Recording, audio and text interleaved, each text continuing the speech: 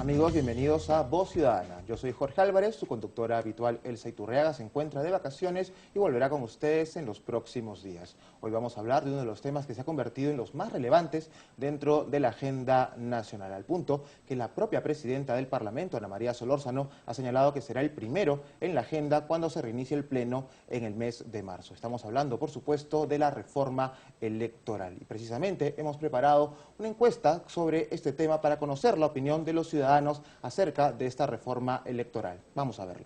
Hay una propuesta en el Congreso para que el Estado, sea el sector público, financie a los partidos políticos, una parte del presupuesto general de la República, para que, digamos, la organización interna sea mejor. ¿Usted como ciudadano estaría de acuerdo con eso, como se da en algunos otros países? Claro que sí, yo estaría de acuerdo, porque, mira, ahora se está viendo tantos que lavan dinero a través de las aportaciones que hacen los ciudadanos y no sabemos de dónde viene el dinero, ¿no? Yo estaría de acuerdo. No. Porque pienso que acá hacen mal uso de muchos recursos y encima para que destinen esos recursos para esa campaña. Prefiero que destinen esos recursos a otras cosas que se necesitan más en el Perú. Depende si es que hay una adecuada fiscalización de que ese dinero efectivamente se destine a ese fin, creo que sí. Con relación al control ciudadano, ¿qué se podría hacer para mejorar, digamos, las elecciones, ¿no? Las reformas, se está planteando también una reforma del sistema electoral. ¿Qué considera que se podría hacer para mejorar? Bueno, desde mi punto de vista, el tema de las elecciones tendría que pensarse primero en el voto voluntario, ¿no? Ya implica una reforma, creo que de raíz del tema, ¿no? Creo que deberían presentar una hoja de vida, ¿no? Así como cuando el ciudadano se presenta a un trabajo, te piden currículum, te piden declaraciones juradas, te piden antecedentes penales. Yo creo que de la misma manera deberían los candidatos presentar lo mismo. El gobierno debe ponerse más énfasis en la cuestión de escoger los candidatos, de repente poner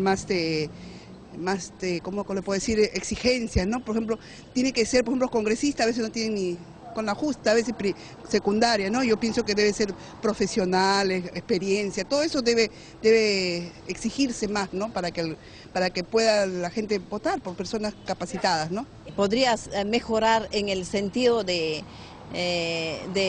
implementar más votos electrónicos de repente, que ahora está modernizando en algunas partes para apurarse, porque algunas personas vamos con tiempo limitado y nos encontramos con unas colas a veces largas, y con el voto electrónico supongo que va a aliviar todo eso.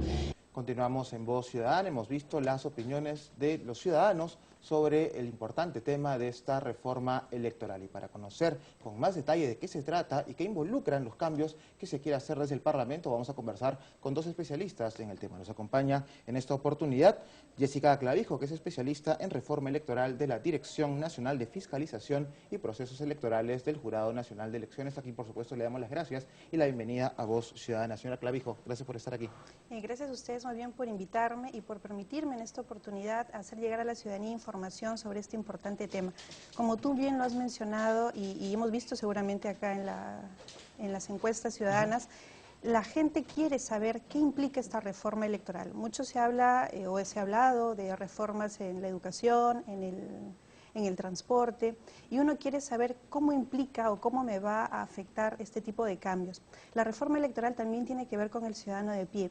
No tiene que ver necesariamente con los organismos que conforman el sistema electoral de manera exclusiva, sino más bien con ese ciudadano de a pie que, de acuerdo a las últimas experiencias electorales, pues ha notado que hay interés en saber de dónde sale el financiamiento público, saber cómo las bases eligen a los candidatos, tener información de si ese calendario electoral efectivamente guarda relación con nuestra realidad nacional y cómo podríamos mejorar. Y eso es algo que se ha notado precisamente en las redes cuando las personas se manifiestan a favor de iniciativas como la reforma. También nos acompaña en esta oportunidad Luis Egusquiza, quien es representante del Instituto Internacional para la Democracia y Asistencia Electoral. Señor Egusquiza, gracias por estar aquí. ¿Qué tal? ¿Cómo están?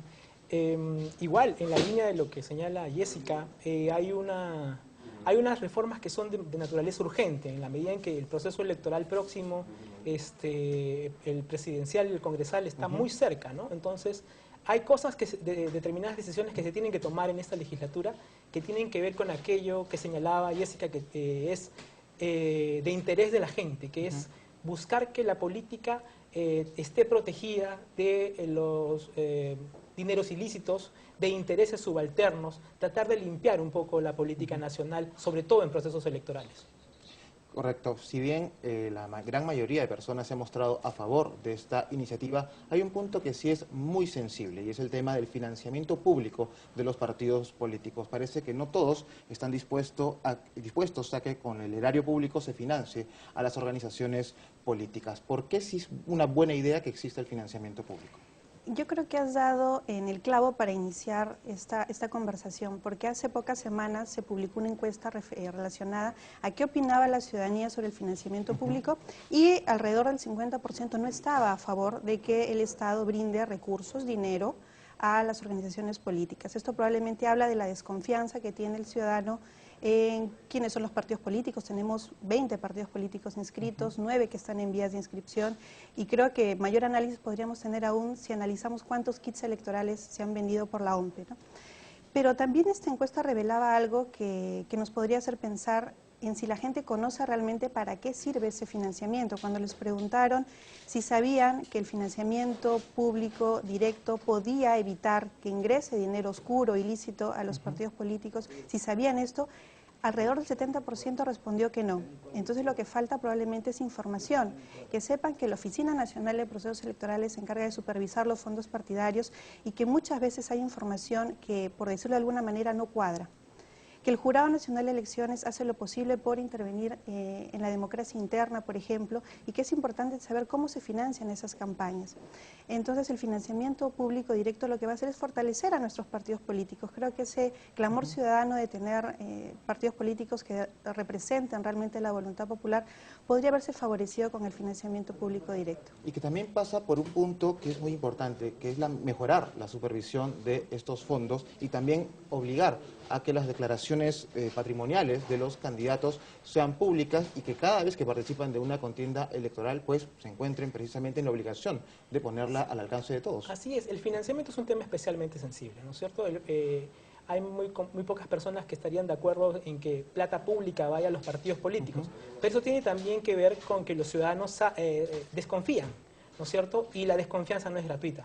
Entonces, es verdad que este financiamiento está destinado por ley a capacitación, a formación de cuadros partidarios, pero también es cierto y hay que tener en cuenta que es muy probable que tenga poco impacto en prevenir que haya el ingreso de fondos ilícitos, porque el financiamiento que se está destinando es para actividad partidaria no electoral, no es para la campaña. Exacto. Y la mayor cantidad de fondos que podrían venir del narcotráfico, tala ilegal,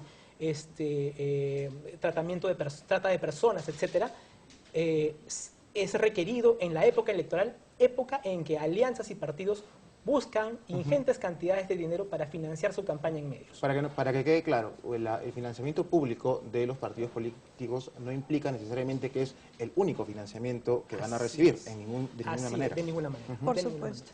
Es más, el Estado hoy por hoy brinda ya un tipo de financiamiento a través de la franja electoral, que es un tipo de financiamiento público indirecto. Y en relación más o menos a lo que comenta Luis, si no es gratuita esa desconfianza, también es importante que la ciudadanía sepa que si la reforma electoral implica que se le dé dinero a los partidos políticos, los organismos electorales van a estar vigilantes del uso de esos recursos. Es decir, también la reforma electoral planteada por el Jurado Nacional de Elecciones implica que haya sanciones en caso yo no cumpla con los requerimientos que van a estar exigidos con la ley. Uno de ellos, por ejemplo, es la bancarización en el tema de los recursos. Si doy más de una UIT a una organización política, pues tiene que estar registrado, debe estar bancarizado. Debemos afinar también los mecanismos de control para que esta norma que está vigente, el problema es que no se hace efectiva, se haga efectiva ya con miras hacia el próximo año. Y pasa también por modificar la ley de participación y control ciudadano, que como hemos visto, la ciudadanía está cada vez más involucrada con estos temas, algo que quizás no pasaba con anterioridad, pero ahora incluso reclama que empiecen a darse estas modificaciones. La revocatoria ha demostrado que tiene algunas falencias.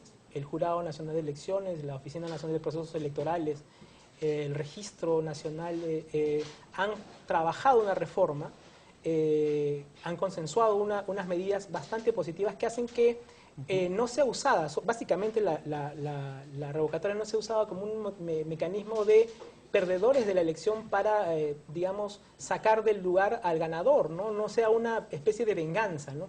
Pareciera que es lo que ha ocurrido. Que parece que es lo que ha ocurrido en algunos casos, no necesariamente se puede generalizar, pero digamos poner mayor cantidad de seguros para que esto se evite el uso perverso de una institución absolutamente respetable y además de un concepto que es afín a una democracia que se va enriqueciendo, ¿no? Que es la participación de los ciudadanos en el control de sus autoridades. Hemos hablado de financiamiento, hemos hablado de mejorar los sistemas de control ciudadano. ¿Qué otras reformas importantes hay dentro de esta iniciativa? Mira, en relación un poco para cerrar la idea de la participación y el control ciudadano, la reforma electoral no busca ir en contra del control del ciudadano. Por el contrario, lo que se quiere es afinar esta figura de la revocatoria, que muchos de los ciudadanos la han vivido en carne propia en Lima. Pero no olvidemos que desde la dación de la norma, en muchos distritos han habido 4 o 5 revocatorias, y en periodos muy pequeños de 4 años llegan a tener hasta 3 autoridades. Ciudadanos que esperan que la asunción del cargo implique mejoras en su distrito, pues se encuentran con una elección, al año siguiente una revocatoria, después elecciones, nuevas elecciones para elegir a un nuevo consejo, y tienen un cambio y una movilización de autoridades en cortos periodos y no ven mejoras en su circunscripción. Y que además involucra un gasto para el Estado, cada proceso de revocatoria y de nueva elección. Por supuesto. Entonces, este afinar en la figura de la revocatoria va a implicar que no hayan nuevas elecciones, que en caso hubiera una revocatoria, pues asume el cargo aquel que fue elegido como accesitario o como suplente en la elección ordinaria. ¿Y un plazo nuevo también para ponerlo dentro de los márgenes de la revocatoria? Así es, tendría que haber una revocatoria pero con calendario fijo, es decir, solo el tercer año podría haber una elección de revocatoria para determinar si le sigo dando o no la confianza a esa autoridad, que dicho sea de paso, además de fundamentarla, voy a tener que documentar cuáles son los fundamentos por los cuales yo deseo revocarlo del cargo. Hoy por hoy solamente con esbozar alguna idea, algún criterio, pues se busca una revocatoria. Lo que busca la reforma es que sea documentada. La ciudadanía va a decidir quién se quede en el cargo, pero iniciemos una revocatoria recolectando las firmas correspondientes y documentando y haciendo pública la causal. Hay otro punto que también se ha conversado mucho, y es el de eliminar el voto preferencial. Hay voces tanto a favor como en contra de esta reforma. ¿Cuál es su visión? Yo plantearía que la reforma tiene 2 etapas, digamos, para plantearlo de alguna forma. Hay una reforma que es sumamente urgente, que tiene que ver con estos candados que se tienen que poner para que el narcotráfico, la tala ilegal, la trata de personas, los dineros ilícitos no penetren en la política, evitar reaccionar cuando ya es demasiado tarde, en realidad hacer control de daños. Esto no pasa solo en el Perú, hay países como Colombia, por ejemplo, en los que los fenómenos de penetración del narcotráfico han sido brutales, y en realidad fue tanto el daño que causó la política que provocó digamos, que se inventaran medidas como la silla vacía, que se inventaran medidas como la ventanilla única. Pero nosotros podemos hacer algo antes de que las grandes consecuencias de esta infiltración se produzcan en nuestro sistema político con mayor impacto, ¿no? Esas reformas yo creo que son urgentes, ¿no es cierto? Ventanilla única, ¿qué es una ventanilla única? Que podamos encontrar, puedan encontrar los partidos políticos información sobre quiénes pueden ser sus candidatos, si tienen sentencias, si tienen problemas con la ley, si hay o han sido sentenciados o tienen procesos de investigación por estos delitos, para que el partido político pueda también protegerse de la infiltración, saber, tener a ciencia cierta quiénes postulan, quiénes son los que se presentan. Esa información ahora no la cuentan. Si alguien se presenta, yo no puedo pasarlo por un filtro único, ¿no es cierto? Entonces, otro asunto importante que, digamos, pasa esta primera valla, que son las reformas urgentes, tiene que ver con la gran reforma. La reforma de las cosas que son sistémicas, digamos. El voto preferencial es uno de esos temas. La democracia interna, la forma en que seleccionamos a los candidatos es otra. El financiamiento, el código electoral, la nueva ley de partidos políticos corresponden a la gran reforma. Y entonces son asuntos que requieren amplios consensos. Pero yo creo que hay que empezar por lo urgente, y ya creo que hay un ambiente de consenso como para trabajar los temas para proteger a la política de del crimen, digamos, ¿no? Y hay puntos específicos que son muy importantes y me gustaría que los revisemos, pero tenemos que hacer una pequeña pausa, entonces vamos a continuar tras la pausa conversando sobre esta iniciativa de reforma electoral. No se vayan, ya volvemos.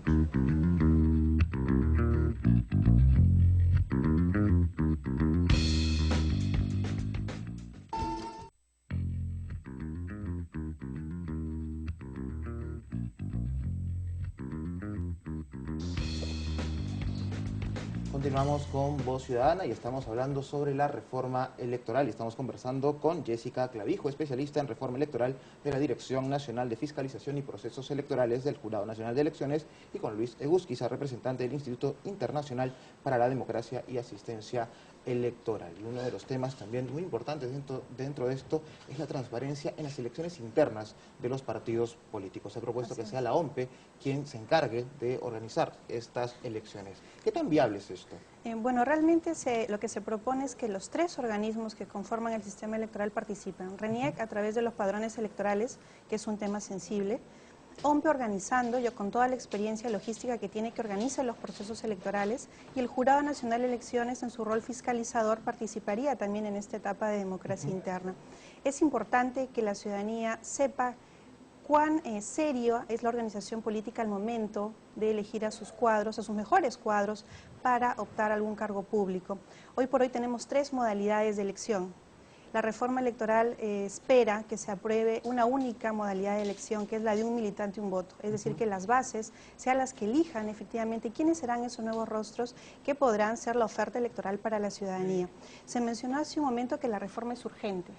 Y efectivamente el Jurado Nacional de Elecciones, la campaña que ha lanzado es de reforma electoral ya, porque nos encontramos a cara de un proceso electoral tan importante como es el del año 2016, y en estas legislaturas es que se debe iniciar el debate. Respetuosamente solicitamos que se inicie el debate y ha tenido eco en la presidencia del Congreso de la República, que ha anunciado que se va a tratar estos temas tan importantes.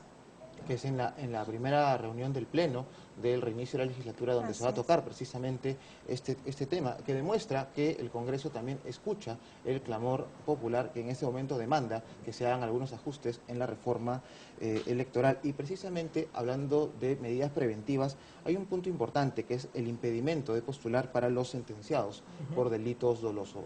Otro tema que quizás también es muy delicado, tomando en cuenta la velocidad con que se resuelven los casos en el Poder Judicial.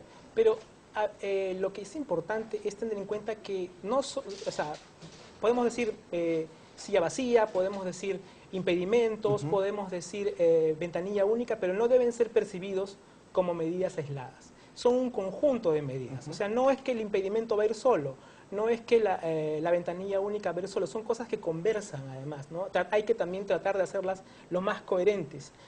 Además, esto tiene que atarse a una reforma más grande, como te decía. Hemos hablado de democracia interna, hemos hablado de eliminación de voto preferencial, que son 2 medidas que muchos consideran que van de la mano, ¿no es cierto? Entonces, esta es una reforma mucho más profunda. Tenemos normas una norma de partidos políticos que ha sido aprobada en el año 2003. La política desde el 2003 ha cambiado mucho. En medio de nosotros y la reforma y la ley de partidos políticos se ha dado el proceso de descentralización. Una nueva arena política que digamos que no ha sido lo suficientemente entendida y comprendida por ese proceso, por esa ley que fue del año 2003. Hay que hacer ajustes. La legislación electoral en el mundo está en constante ajuste. En el Perú, por diversos cálculos, digamos, por diversas consideraciones, para decirlo en términos más claros, esta legislación está inmóvil desde el año 2009, que fue la última modificación. Ha pasado mucho tiempo. Necesitamos sentarnos y decir, estos son los cambios. La ruta está más o menos indicada por el esfuerzo de los organismos electorales. Tenemos un proyecto de código, tenemos un proyecto de nueva ley de partidos y un proyecto de nueva ley de participación. Es un buen momento para hacer los cambios urgentes y es un buen momento para reflexionar los cambios que tienen que venir después. Hay actores dentro de este escenario que también son muy importantes y que quizás no se están considerando, y son los movimientos regionales. Ha existido una proliferación, algunos consideran que demasiado problemática, de estos movimientos regionales. ¿Cómo entran en este escenario de la reforma? Lo que el proyecto de nueva ley de partidos políticos pide es que tengan requisitos similares a los partidos políticos, con derechos similares a los partidos políticos. Se mantiene que son arenas distintas, ¿no es cierto? La arena nacional de los partidos políticos y las elecciones al Congreso y las elecciones presidenciales se reservan para los partidos políticos. La arena regional está destinada a los movimientos, pero la ley cambia el nombre, que no es un simple cambio de nombre, sino una forma de equiparar partidos políticos nacionales con partidos políticos regionales, con las mismas exigencias de democracia interna, claridad y transparencia en el financiamiento, de constitución y además de deberes que tienen para cumplir con los organismos electorales para mayor transparencia en toda su vida, digamos, institucional. Y que además esto implicará, recordarás que las organizaciones políticas locales, provinciales y distritales desaparecen. Aquellas organizaciones políticas que solamente tienen vida para un proceso electoral desaparecerían. El Jurado Nacional de Elecciones ha informado que más de 100 movimientos regionales y organizaciones políticas que no han superado la valla electoral y que no han participado o presentado a candidatos en las últimas elecciones van a ser retiradas del registro de organizaciones políticas. Más de 100 organizaciones políticas. Son cifras importantes.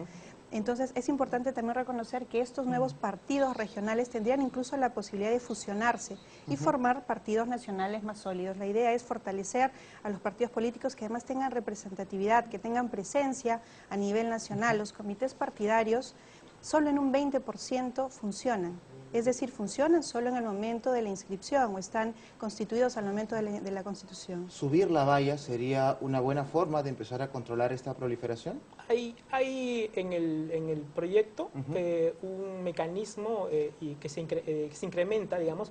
Es la idea de que, por ejemplo, si tú constituyes una alianza, por cada miembro que se suma a la alianza, es decir, a partir del segundo miembro, la valla se incrementa en 0.5%. Correcto. ¿Ya? Entonces, una valla que está establecida en 5 sube a 5.5 si son 2. ¿No es cierto? La idea es poder incrementar, o sea, la idea también es que este incremento sea mayor. Es un tema que está en debate, ¿no es cierto? Porque lo que se ha verificado, por ejemplo, en elecciones nacionales es que bajo una alianza se juntan partidos que existen, pero partidos que también tienen muy poca institucionalidad, que probablemente se suman a esta alianza solo para seguir existiendo. Exacto. Lo cual dista mucho de lo que estamos buscando mayor representatividad. Hay voces, inclusive un proyecto en el Congreso que subía esta valla o este incremento a 2.5, es decir, 5% se suma a 1, 7.5, ¿no es cierto?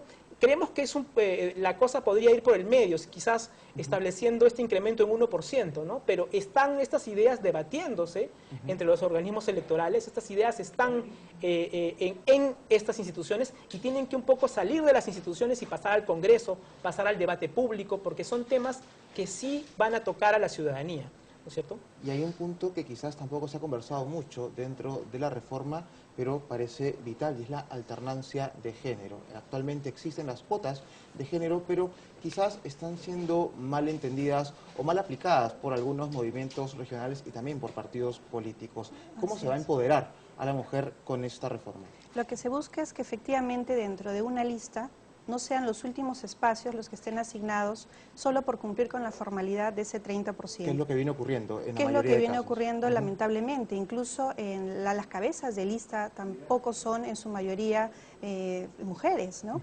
Es un hecho quizás histórico el que una presidenta regional sea mujer el día de hoy en Arequipa y que además sea de cuota joven. Exacto, 28 años. 28 años, es un hito histórico, más allá de la confianza que le da el pueblo arequipeño, el demostrar que efectivamente hay la posibilidad y la necesidad de avance en este tema.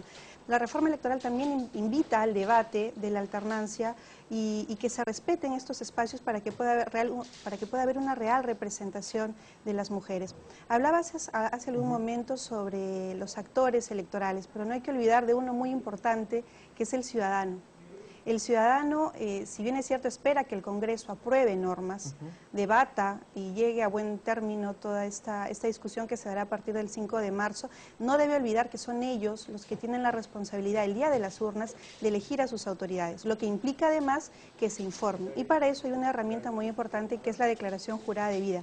Y la reforma electoral espera que se apruebe la obligatoriedad de declarar bienes y rentas, declarar procesos en trámite, declarar antecedentes penales, que no tengamos sorpresas como en las elecciones regionales y municipales de candidatos con antecedentes penales sobre peculado, malversación de fondos, justamente delitos que tienen que ver con la administración pública.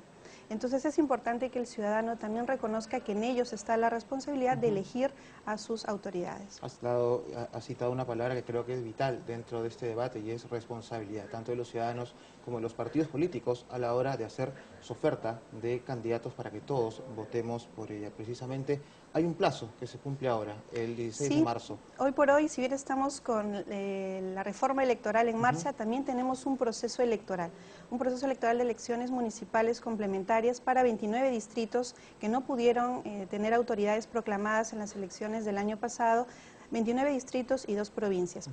Conforme a ley, hoy por hoy ellos deben hacer el ejercicio de la democracia interna y a todas las organizaciones políticas, partidos políticos y movimientos regionales que van a presentar candidatos, es obligatorio que hagan su ejercicio de democracia interna hasta el 16 de marzo. Y repito la fecha porque ya estamos próximas a ella, a que se vence el plazo, es el 16 de marzo, que pueden hacer ellos ejercicio de su democracia interna a través de la elección de los militantes o a través de representantes o de no afiliados, dependiendo de las características de su estatuto. ¿Crees que estamos preparados para un voto que no sea obligatorio en el país? Es una medida que requiere, una evaluación seria, digamos. Creo que no contamos actualmente con una data específica que nos diga si va a mejorar o no va a mejorar la representación. No nos olvidemos que lo que estamos buscando, o creo que lo que se plantea como una mejora en esa reforma es que los ciudadanos se sientan mejor representados.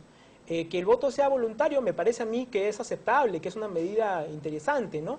Pero esto representa mejor, es la medida más urgente para que estén mejor representados los ciudadanos. ¿Qué es lo que están buscando los ciudadanos en su clase política? Yo creo que hay medidas urgentes. Es una idea interesante para debatir, pero el debate puede ser de más largo plazo de las cosas que son apremiantes. Lo apremiante es, ¿cómo hacemos para evitar? Digamos, para la idea internacional esto es una idea central, para evitar que la política se degrade por el crimen organizado en el país. Evitar escenarios como el colombiano, evitar escenarios como el mexicano, evitar la narcopolítica, son asuntos apremiantes que creo que requieren de nuestra acción inmediata. Y lo que me parece muy relevante es que en este momento es la ciudadanía la que se ha dado cuenta que es importante que se involucre en estas reformas a través de campañas, por ejemplo, como reforma electoral ya, que convoca a personajes importantes, pero también a ciudadanos de a pie que han entendido que no pueden dejar de lado su participación en política. Señora Clavijo, señor Egustiza, muchísimas gracias a ambos por habernos acompañado en esta edición de Voz Ciudadana y por supuesto vamos a estar atentos a estas reformas que se hagan desde aquí, desde el Parlamento, pero también de la actividad que tengan los ciudadanos para conseguir que mejoremos como país. Nuevamente a ambos, muchísimas gracias por habernos acompañado. Y nosotros aquí nos despedimos de esta nueva edición de Voz Ciudadana. Yo soy Jorge Álvarez, hasta una nueva oportunidad. Muchas gracias.